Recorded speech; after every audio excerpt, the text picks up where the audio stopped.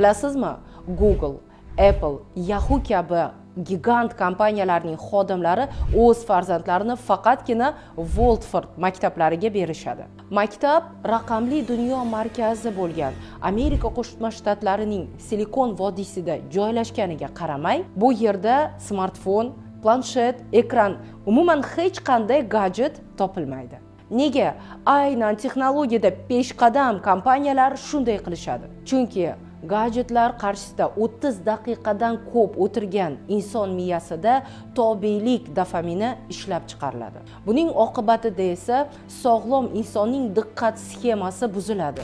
Toqatsizlik, giperaktivlik va hatto xotira susayishiga olib keladi. Afsuski, yosh bolalarda bu ko'rsatkich 2-3 baravar yuqori. E'tibor bergan bo'lsangiz, hozirda O'zbekistonda tug'ilayotgan juda ko'p bolalar giperaktiv sindromi bilan tug'ilayapti. Bolalarni esa YouTubedan, telefondan ajrata olmay qolayapmiz. Shu ketishda ketadigan bo'lsak, kasal yoshlar bilan to'ladi yurtimiz.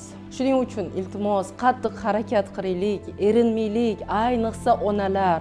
Gadjetlardan xalos bo'lishga yordam beradigan 10 ta savol metodini avvalgi videolarda berganmiz. Sahifamga kiring yoki bor bo'lsangiz, mana shu videoni ko'ring va ishlating. Menda ishlagan metod sizda ham albatta ishlaydi.